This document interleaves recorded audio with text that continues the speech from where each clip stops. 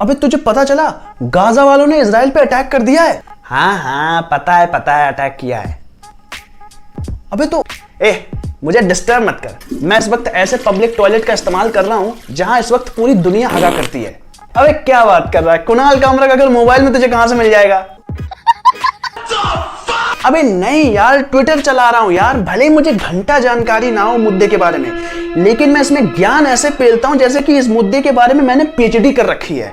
अच्छा ठीक है यार, लेकिन कम से कम इतना तो बता दे यार कि मतलब कौन सा हैशटैग ट्रेंड करा रहा है। Hashtag I stand with Gaza. ये बात। अबे चूतिया, तुझे पता भी है तू क्या हैशटैग ट्रेंड करा रहा है। गाजा वालों ने इजराइल पे मिसाइल अटैक कर दिया था जिसमें 2 भारतीयों की मौत हो गई है।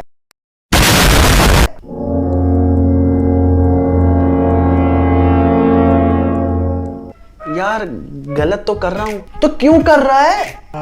लाल अब्बू नहीं मानेंगे। तुझे पता है अपने देश के लोगों को जो देश मार रहा है तो उनके लिए हैशटैग ट्रेंड करवा रहा है। यार ये तो देशद्रोही हुआ यार। तेरे अब्बू यार देशद्रोही हैं। बाई गॉड, तेरे अब्बू के ऊपर यूएपीए लगा देना है मेरे को। हमसे पंगा मत लेना। अबे ये क्या कर रहा है, रोते हुए सेल्फी क्यों ले रहा है? बेटा रोते हुए सेल्फी नहीं ले रहा हूं मैं। अब इस फोटो को करूंगा ट्विटर पे अपलोड और करूंगा सौरभ भास्कर और अरफा खानम को टैग और हैशटैग रन करूंगा कि देश में माइनॉरिटियों को बोलने की आजादी नहीं है। हाँ ये सही रहेगा। साला ये तो स्कैम है यार। हो रहे भ्रष्टाचार को मिटाने के लिए हम आपको आगे आना पड़ेगा। हमारे आपके आगे आने के बाद ही। नमस्कार दोस्तों, वैसे मैं अपनी एक्टिंग का तो कुछ नहीं कर सकता, लेकिन अभी रिसेंटली आपने ये देखा होगा कि आपको ये खबरें जरूर सुनने को आई होंगी कि भारत और फिलिस्तीन के बीच में एक फुल फ्लेज्ड वॉर हो गया है। अब आपको लग रहा होगा कि यार यहाँ पे कुछ गलत है। भारत का फिलिस्तीन से कहां हुआ है, इजराइल का फिलिस्तीन से हुआ है। दोस्तों आप सब जानते हैं कि जब इस देश में ब्रिटिशर्स ने इस देश को छोड़ा था तो हमारे बीच और पाकिस्तान के बीच में एक ऐसी चिड़िया को जन्म दे दिया था जिसको आज भी हम अपने कब्जे में लेना चाहते हैं और उसको हम जम्मू कश्मीर के नाम से जानते हैं। आधा जम्मू कश्मीर भारत के पास है और आधा जम्मू कश्मीर पाकिस्तान के पास है। कुछ इसी तरीके से जब 1948 में इजराइल आजाद हुआ था तो वहां पर भी सेपरेशन हुआ और उस सेपरेशन में सबसे बड़ी चिड़िया जो थी जिसको हर कोई अपने कब्जे में लेना चाहता था, जेरूसलम वो इलाका है जिसमें इजराइल और फिलिस्तीन दोनों ही अपनी डोमिनेंस स्थापित करना चाहते हैं। अभी रिसेंटली आपने कुछ वीडियोस देखी होंगी जिसमें दोनों ही कंट्रीज के बीच में एक ऐसा वॉर चल रहा है जैसे मानो जो कि किसी विश्व युद्ध की तरह लगता है। लेकिन दोस्तों ये पूरा वॉर आखिरकार चल क्यों रहा है? दोस्तों जैसे कि भारत और पाकिस्तान के बीच में एक जम्मू कश्मीर एक ऐसा मुद्दा है जिसको हमेशा से ही एक बहुत ही ज्यादा रिस्की पॉइंट माना जाता है और इसी को लेकर हमेशा भारत और पाकिस्तान के बीच में हमने युद्ध देखे भी हैं जिसमें पाकिस्तान की हमेशा हमने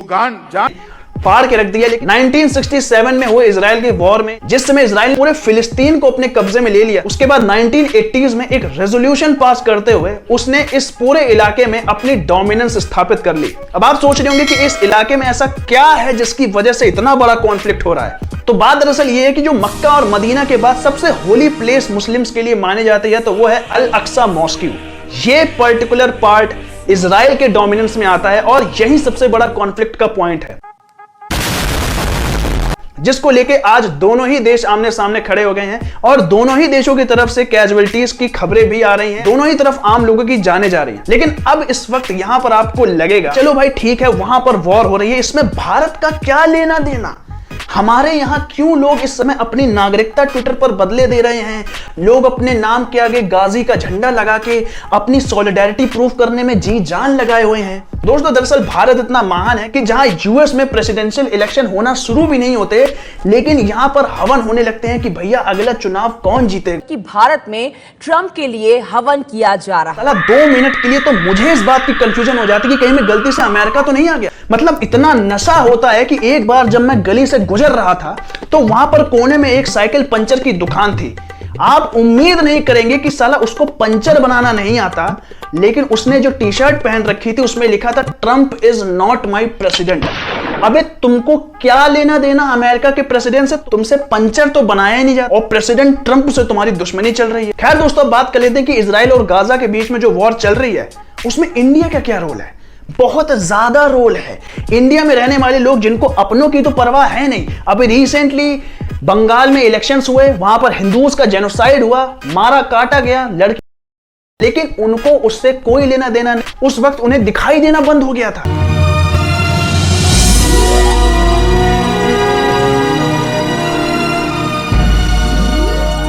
बर्फ पड़ने लगी। लेकिन जब रिसेंटली इजराइल टेररिस्ट के ऊपर अटैक कर रहा है जिन्होंने हमारे लोगों को मारा है, अभी रिसेंटली इजराइल में 2 भारतीय नागरिकों की मौत हो गई, जिसमें एक महिला भी थी और उसका 9 साल का बच्चा भी था। उस महिला की मौत हो चुकी है, लेकिन फिर भी ये जानते हुए भी इन लोगों को गाजियों की बहुत ज्यादा फिक्र हो रही है। वो आपको अपने आप करना पड़ता है। सबसे पहला नाम अगर मैं इसमें शुमार करूं तो वो आते हैं अली मेहदी। गौर से देखिएगा इस ट्वीट को, इनकी राहुल गांधी के साथ फोटो है। ये कहते हैं कि अल्लाह विल डिस्ट्रॉय इजराइल। तो सवाल ये उठता है कि अल्लाह डिस्ट्रॉय कब से करने लगे? ऐसा कब कहा था? अरे नहीं, आपने कहा था। बेचारे भूल गए होंगे, टेंशन बहुत है ना। चुप। ये तो स्कैम है। और ये मामला यहां नहीं रुकता है, यहां की कुछ पॉलिटिकल पार्टियों का भी दिल पसीज उठता है। AIMIM असुद्दीन ओवैसी सामने आ जाते हैं। वो बोलते हैं कि भैया इंडिया की गवर्नमेंट को ये कंडेम करना चाहिए कि जो इजराइल फिलिस्तीनियों के साथ कर रहा है, ये जानते हुए भी कि जो फिलिस्तीन है वो इंडियंस के साथ वहां पर क्या कर रहे हैं।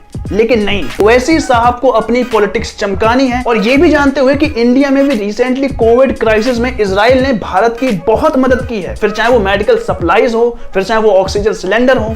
लेकिन नहीं, No, God, please, no. इनको अपने पर्टिकुलर एजेंडे को ही आगे बढ़ाना। चलिए भाई, ये तो पॉलिटिशियंस हैं, इनका तो काम है कि गवर्नमेंट को किसी न किसी तरीके से वो क्रिटिसाइज करने का मौका ढूंढे। लेकिन कुछ लोग ऐसे हैं जो अपने आप को एक्टिविस्ट समझते हैं, लेकिन मेरी नजर में वो टेररिस्ट हैं। यहाँ पर सर्जिल उस्मानी सामने निकल कर आते हैं, ये गूगल की नजर में बहुत बड़े एक्टिविस्ट हैं, लेकिन ये वही लोग हैं जो इंडिया की सड़कों के बीच में खड़े होकर अपनी कौवे की बिरयानी की दुकान खोल लेते हैं। जब रिसेंटली CAA और NRC का एक्ट पास किया गया था, इन लोगों को इतना दर्द हो रहा था कि देश भर के सभी मुसलमानों को ये भ्रम फैला रहे थे। जो लोग भारत के टुकड़े टुकड़े करने की बात कर रहे थे, ये उनके गले में हाथ डालकर अपनी दोस्ती निभा रहे थे। ये इजराइल के बारे में कहते हैं कि it's a death of occupation. भाई इजराइल वैसे ही इतने गर्म मूड में है, 2-3 मिसाइल इधर छोड़ देगा, पता भी नहीं चलेगा कि कहां गए। अंत में एक ऐसी महिला सामने निकल कर आती हैं जिनका पब्लिक ओपिनियन इतना इंपॉर्टेंट है, जिनको CAA और NRC के बारे में घंटा कोई जानकारी नहीं थी, लेकिन फिर भी ज्ञान पेलने में उन्होंने कोई कमी नहीं रखी। कि असम में NRC क्या डिजास्टर निकला, क्योंकि CAA को अब NRC और NPR से जुदा नहीं देख सकते। NPR सिटीजनशिप को लेकर नहीं है, NPR सेंसस को लेकर। वाह क्या सीन है, वाह क्या सीन है। वो नागरिकता को लेकर नहीं है। आप क्यों कंफ्यूजन फैला? मैम, NPR में जो सवाल है वो सेंसस के सवाल नहीं है। इस सज्जन को क्या तकलीफ है भाई? अगर सेंसस के सवाल है तो फिर NPR कराने की क्या जरूरत है? सेंसस तो कब से हो रहा है? आप किताब से ज्यादा जानते हैं। NPR तो 2010 में भी हुआ था ना, और हर 10 साल बाद होता है। देखिए, दिक्कत ये है कि 10 साल बाद जब दोबारा NPR हो रहा है, रुको जरा, सब्र करो। इसलिए दिक्कत दे रहा है क्योंकि वो मोदी सरकार की रजीम में हो रहा है। Would you like me to answer your question or you want to just keep that talking? नहीं, मैं सिर्फ आपको समझा रही हूँ। नहीं समझाइए। आप NRC NPR मत कीजिए ना। तो आप मुझे मत NPR डिफरेंट है, आप मेरा जवाब NRC डिफरेंट है, मैम। CAA डिफरेंट है। मैम, ये वो महिला हैं जो मुझे लगता है कि ये गलती से यहां पैदा हो गई, क्योंकि इनको भारत छोड़ के बाकी दुनिया के सभी देश बहुत अच्छे लगते हैं। मैं कसम खा के कह रही हूँ, मैं काफी जगह घूमी हूँ, लेकिन लंदन, न्यूयॉर्क, इस्तांबुल, पेरिस सब फेल है लाहौर के सामने। कौन है ये लोग, कहां से आते हैं? इन्होंने तो इजराइल को ही टेररिस्ट घोषित कर दिया। खैर दोस्तों, अगर ये हम बात मान भी लें कि चलो भाई ये फ्री स्पीच है, इनका कहने का हक है, चलो इन्होंने, जो लोग इस देश में रहते हुए इस देश को बोलते हैं कि यहाँ भारत माता की जय बोलना कम्युनिज्म है, इससे हेट फैलता है, उनसे और एक्सपेक्ट भी किया जा सकता है। लेकिन ये वो लोग हैं, जब हम सवाल उठाते हैं तो हमको ये कहते हैं कि तुम तो टॉक्सिक हिंदू हो, तुम तो हेट्रेड फैला रहे हो, तुम तो रिलीजन में बंटवारा करने की कोशिश कर रहे हो। दोस्तों, जब हम रिसेंटली हुए कमलेश तिवारी के उन पीसफुल लोगों के नाम पूछते हैं कि भाई आखिरकार जब इतनी पीसफुल कम्युनिटी है तो कमलेश तिवारी को कैसे मारा गया, तो ये लोग बोलते हैं कि प्लीज उनके नाम सार्वजनिक मत कीजिए क्योंकि इससे कम्युनल वायलेंस पैदा होगा, लोगों के बीच में भेदभाव पैदा होगा। खत्म। रिसेंटली हुए एंटी हिंदू प्रोटेस्ट में दिल्ली में अंकित शर्मा नाम के एक आईबी ऑफिसर को चाकुओं से गोदकर नाली में फेंक दिया जाता है और उसके बाद जब उस बात पर सवाल उठाए जाते हैं कि भाई ये एंटी हिंदू प्रोटेस्ट नहीं था तो क्या था, तो ये कहते हैं कि ये तो हम पर अत्याचार हो रहा है क्योंकि हमें बोलने की आजादी नहीं है। अंकित शर्मा तो गलती से गिर गया होगा नाली में, मर गया बेचारा, हमें क्या पता। हिपोक्रेसी की भी सीमा होती है।